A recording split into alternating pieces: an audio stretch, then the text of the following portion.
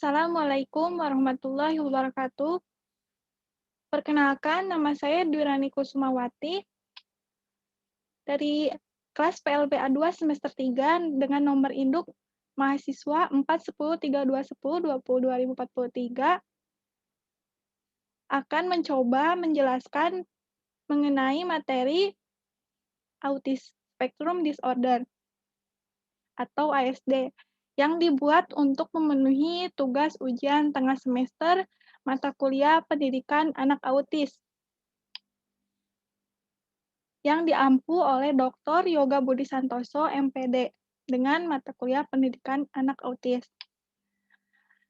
Nah, yang selanjutnya saya akan membahas mengenai beberapa bahasan pokok, di antaranya sejarah autisme, pengertian serta gejala autisme, penyebab autisme, berikut faktor resiko autisme, angka kejadian autisme, gangguan yang menyerupai autisme, sejarah dan perubahan diagnosis autisme berupa DSM-4 dan DSM-5, tanda awal anak autisme, hambatan penyerta dan gangguan belajar pada anak autisme, faktor yang mempengaruhi perkembangan anak dengan autisme, dan yang terakhir adalah kesimpulan. Nah, yang pertama saya akan membahas mengenai sejarah autisme. Dalam dunia autisme, terdapat beberapa tokoh yang perlu kita ketahui. Yang pertama adalah Eugene Bleuler pada tahun 1910. Beliau merupakan psikiater asal Swiss yang pertama kali mengenalkan kata autisme pada orang dewasa penyandang skizofrenia yang menunjukkan perilaku sikap tidak sesuai dengan realita di lingkungannya, karena dulu autisme ini digolongkan sebagai gangguan jiwa begitu. Nah, yang selanjutnya adalah Leo Kanner pada tahun 1943.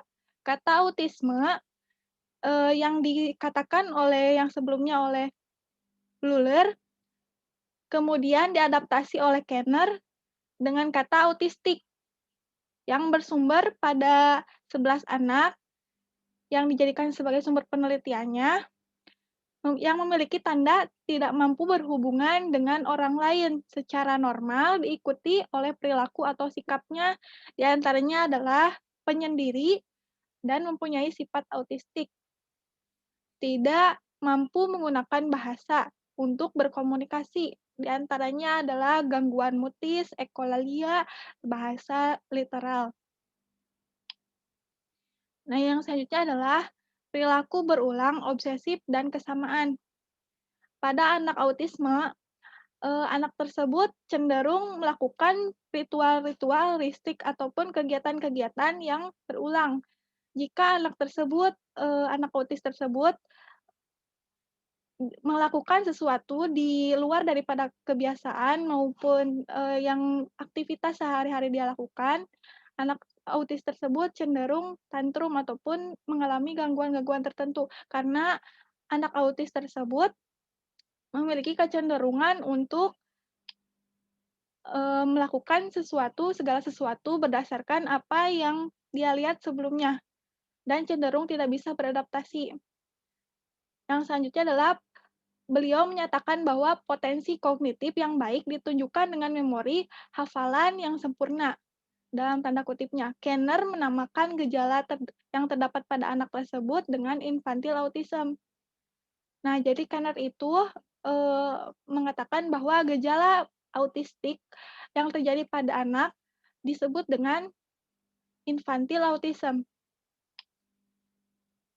Yang selanjutnya ahli yang bernama Hans Asperger pada tahun 1944 yang merupakan ilmuwan asal Jerman yang sebenarnya pernah mengidentifikasi kondisi serupa autisme, namun dalam bentuk yang lebih ringan yang dinamakan sebagai autistic psychopathy ataupun sindrom Asperger. Nah, sebelum Kanner mengemukakan teori autistik itu, penyebutan autistik, ternyata Asperger juga sudah melakukan penelitian dan menemukan beberapa kemungkinan bahwa seseorang itu mengalami autistik, namun dengan penyebutan yang berbeda. Sebelumnya, perbedaan antara autism dan Asperger itu memiliki beberapa perbedaan, di antaranya adalah autism itu, tidak memiliki gangguan kejiwaan seperti, yang terjadi pada sindrom Asperger ini. Karena pada Asperger ini terdapat beberapa gejala kejiwaan seperti halusinasi, delusi, yang mengganggu aktivitas sehari-harinya. Nah, yang selanjutnya adalah pengertian autis pengertian autisme ini, autisme berasal dari kata autis yang, atau autos daripada bahasa Yunani yang berarti diri sendiri dan nomos ataupun keadaan atau tindakan, yang dapat disimpulkan bahwa autisme ini merupakan salah satu gangguan yang bersifat kompleks. Penyebab di antaranya adalah gangguan yang terjadi pada otak atau gangguan neurobiologis yang mempengaruhi fungsi otak sehingga mengganggu perkembangan individu ataupun anak tersebut dalam hal berinteraksi, berkomunikasi dengan lingkungan sosialnya. Gejala gangguan spektrum autisme munculnya biasanya pada awal usia perkembangan atau usia misalnya sebelum usia 3 tahun. Nah, kemudian membatasi, merusak fungsi sehari-hari hidupnya. Ini saya kutip dari American Psychiatric Association pada tahun 2013. Kemudian beberapa gejala autisme. Pada autisme terdapat 3 gejala khusus yang dapat dijadikan acuan, bahwa anak tersebut ataupun individu tersebut mengalami autisme. Apabila memenuhi beberapa gangguan, di antaranya gangguan komunikasi, gangguan interaksi sosial, dan gangguan perilaku terbatas maupun berulang. Pada gangguan komunikasi ini jelas terlihat bahwa anak autisme ini mengalami gangguan karena apa? Karena anak autis ini mengalami, gangguan terdapat, pada aspek bahasanya.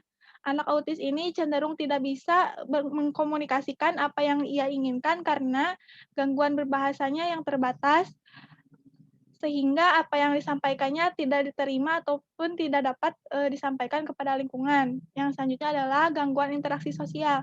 Hal ini menyambung pada gangguan sebelumnya, yaitu gangguan komunikasi. Seperti yang kita ketahui apabila, individu mengalami gangguan komunikasi, maka interaksi pun akan menjadi bermasalah. Pada anak autis ini, gangguan interaksi sosial ditimbulkan oleh, daripada gangguan komunikasi. Nah, yang selanjutnya, gangguan perilaku terbatas maupun berulang. Pada anak autis ini memiliki ciri khas bahwa anak tersebut memiliki perilaku yang terbatas. Pada artinya anak tersebut tidak bisa beradaptasi di luar daripada kebiasaan yang dilakukannya. Tidak bisa beradaptasi dengan kebiasaan-kebiasaan baru, terbatas pada hal yang ia sukai ataupun yang biasa dia lakukan maupun berulang. Nah, yang selanjutnya, penyebab autisme. Tentang, ataupun perihal autisme pada tahun 1980 sampai 1990, terdapat banyak sekali penelitian yang, meneliti penyebab dugaan sementara ataupun prognosis maupun terapi-terapi mengenai autisme. Pada dasarnya ditemukan bahwa penyebab autisme ini disebabkan oleh masalah autoimun ataupun penyakit degeneratif. Apa sih degeneratif itu? Nah, degeneratif ini merupakan perubahan pada sel tubuh yang mempengaruhi fungsi organ secara menyeluruh, utamanya terjadi pada sel-sel otak. Namun, pada tahun 1944, ada seorang ilmuwan yang bernama Bruno Bettelheim yang mengeluarkan teori refrigerator mother. Inti dari teori ini menyebutkan bahwa penyebab anak autisme ini karena perilaku ibu yang dingin.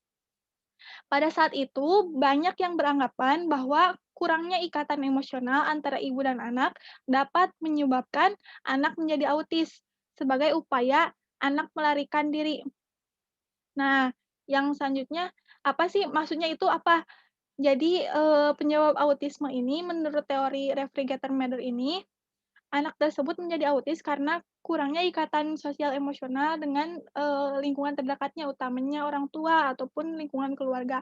Sehingga anak tersebut menjadi menyendiri, ataupun, melakukan sesuatunya terbatas, berulang seperti yang saya sebutkan tadi, karena upaya untuk melarikan diri daripada kenyataan bahwa, interaksi dan komunikasinya tidak bisa terjalin, utamanya dengan ibunya sebagai orang terdekat.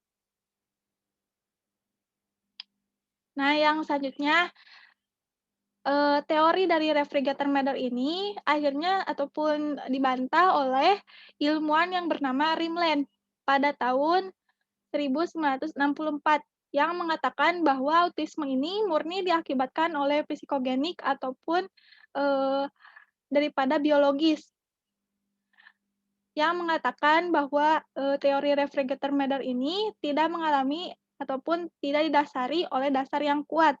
Hal tersebut didukung oleh Leo Kanner, ahli yang sebelumnya saya sebutkan, yang mengatakan bahwa penyebab autisme ini adalah pengaruh daripada biologis. Karena pada dasarnya sebenarnya anak tersebut sudah, membawa gen-gen cikal bakal anak tersebut akan mengalami autis atau tidak, tidak terpaku kepada asuhan orang tua ataupun ibu. Nah, dampak dari teori refrigerator matter ini ternyata memiliki banyak sekali dampak sosial yang kurang baik, terutama antara ibu dan anak. Karena para ibu berpikir bahwa dialah penyebab daripada anaknya mengalami autisme. Lalu timbullah pertanyaan, lantas apa penyebab autisme? Penyebab autisme terbagi menjadi dua, yakni faktor biologis, yang seperti kita ketahui bahwa faktor biologis itu adalah faktor bawaan yang dibawa oleh individu tersebut. Nah, berupa perubahan gen yang terdapat pada anak yang beresiko menjadikannya autis. Faktor tersebut bisa terjadi melalui genetik yang dibawa oleh orang tua yang mungkin diturunkan. Nah, faktor orang tua juga menjadi faktor yang penting bahwa anak tersebut, berpotensi menjadi autis ataupun tidak. Secara spontan saat pertemuan hal tersebut terjadi saat pertemuan sel sperma dan sel telur yang bergabung pada saat, menciptakan embrio ataupun cikal bakal daripada janin. Nah, yang selanjutnya adalah faktor lingkungan. Ternyata, faktor lingkungan pun berpengaruh.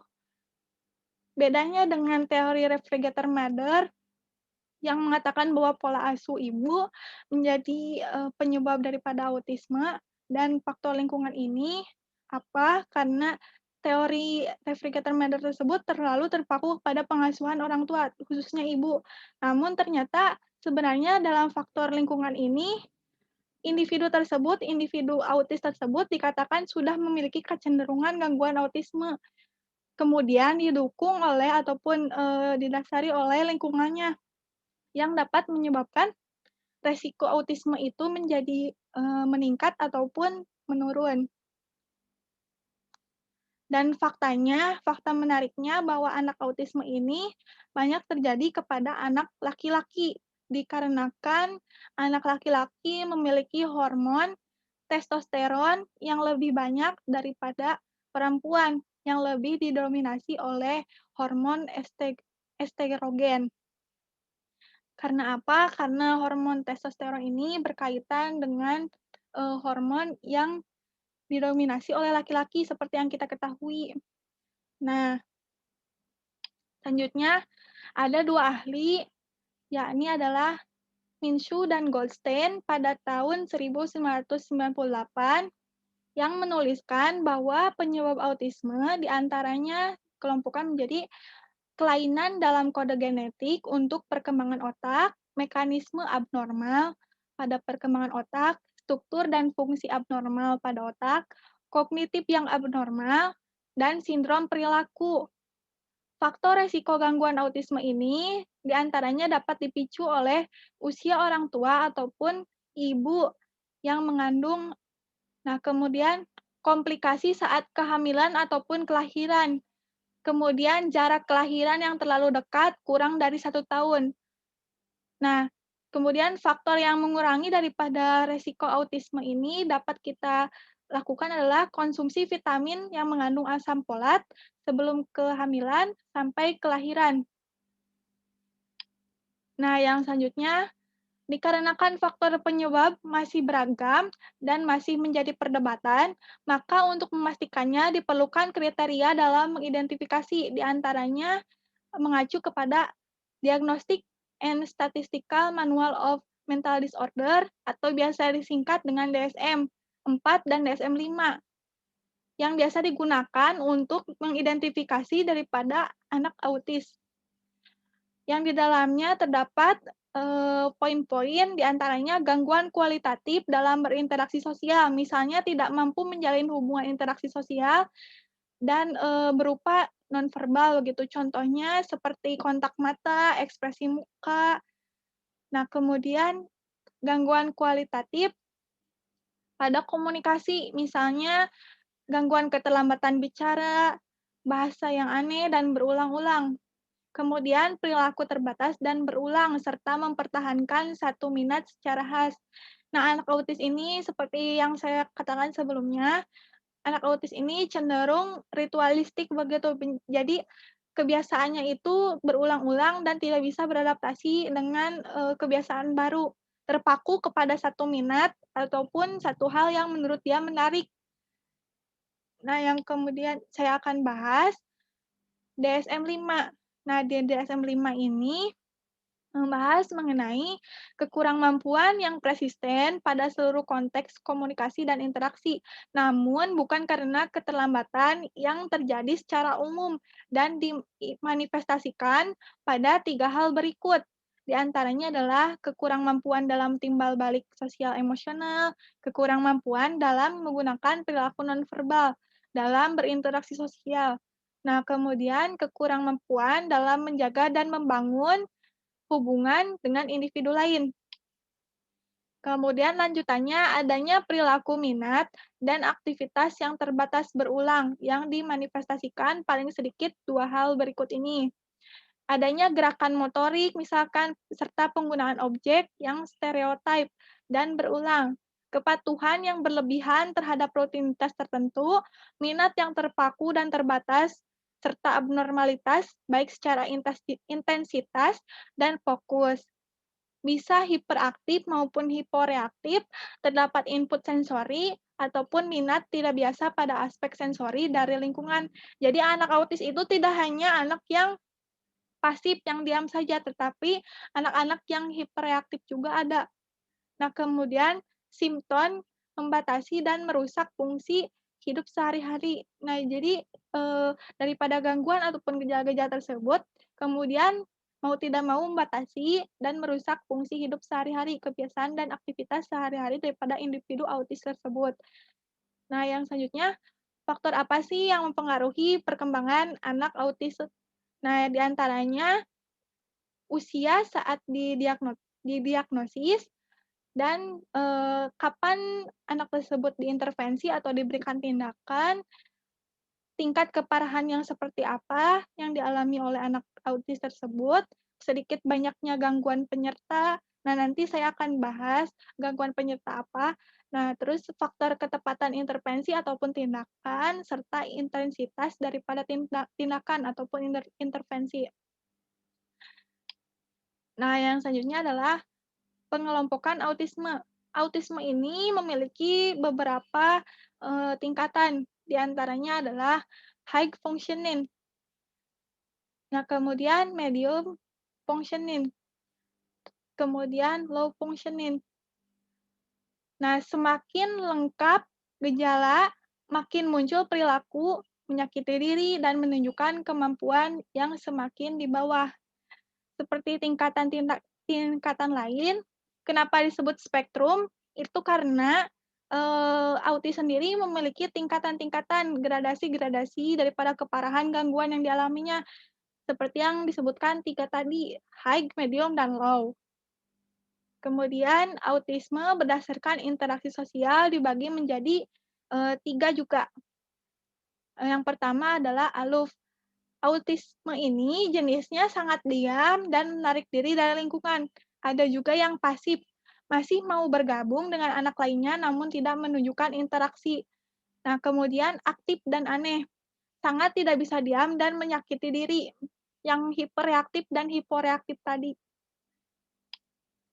Nah, kemudian saya akan membahas gangguan yang menyerupai ASD ataupun Autism Spectrum Disorder. Di antaranya adalah Rett syndrome ataupun gangguan genetis yang sering tertukar dengan autis.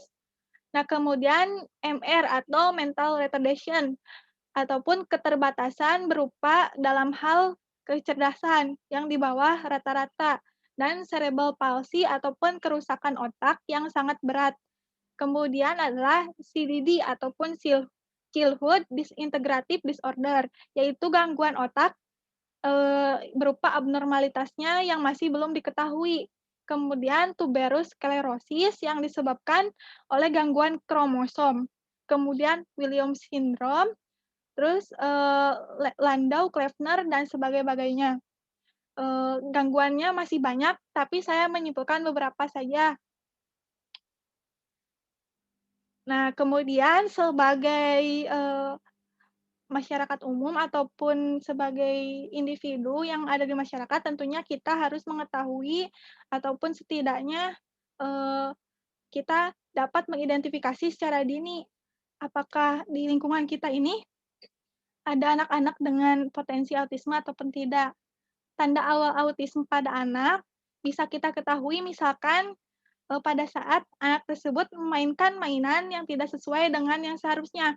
Misalkan mobil itu harusnya didorong, namun dia lebih memilih untuk mengangkat-ngangkatnya ataupun, memainkannya dengan cara yang tidak seharusnya. Nah, terus, ketidakmampuan berhubungan dengan orang lain, interaksi sosial dan komunikasinya kurang, tertawa ataupun menangis di saat yang tidak seharusnya, hiperaktif atau pasif, keterikatan yang aneh dengan objek, misalkan anak autis tersebut, eee, menyukai hal-hal yang tidak wajar, contohnya pisau, api, ataupun hal-hal yang membahayakan. Terus, berbicara buruk ataupun kurang berbicara, kurangnya kesadaran akan bahaya. Nah, terus hambatan penyerta autism ini diantaranya adalah gangguan motorik, gangguan sensori, gangguan kognitif, dan gangguan regulasi diri ataupun kemampuan seseorang untuk mengontrol perilakunya sendiri dan mempertahankan komitmennya terhadap suatu tujuan selama periode waktu tertentu. Jadi, anak autis itu cenderung, tidak bisa konsisten gitu mengontrol perilakunya, berkomitmen, kemudian gangguan motorik itu ya dikarenakan tadi gangguan penyerta lainnya seperti sensori kognitif, ketiganya berhubungan. Nah, terus hambatan belajar apa yang dialami oleh anak ASD ini sih? Apa aja gitu. Nah, kemudian, hambatan yang dialami anak ASD ini kan pada dasarnya mengalami gangguan interaksi sosial, komunikasi, dan perilaku terbatas maupun berulang, maka dapat dikatakan anak ASD ini cenderung kurang bisa meniru lingkungan dan beradaptasi, bersikap pasif, sehingga diperlukan kurikulum yang sesuai ataupun rancangan pembelajaran yang sesuai dengan anak ASD ini, dengan mempertimbangkan kebutuhan anak dan kemampuan anak. Kemudian kesimpulan yang dapat saya berikan adalah ASD ini ataupun Autism Spectrum Disorder ini merupakan gangguan yang disebabkan oleh faktor biologis yang khususnya terjadi pada otak dengan 3 gejala utama, yaitu gangguan komunikasi, interaksi sosial, dan perilaku terbatas dan berulang. Selain itu, banyak gangguan lain yang menyerupai autisme, maka jangan ragu apabila anak tersebut menunjukkan keanehan pada saat masa pertumbuhan. Kemudian, sudah seharusnya kita mereferalkan ataupun menyarankan tindakan pengobatan kepada ahli, misalnya contohnya dokter, psikolog, psikiater, dokter anak, dan lain-lainnya, agar tidak semakin parah ataupun pencegahannya dapat, dilakukan sebelum terlambat. Sekian yang dapat saya sampaikan. Wabillahi taufiq wal hidayah. Wassalamualaikum warahmatullahi wabarakatuh.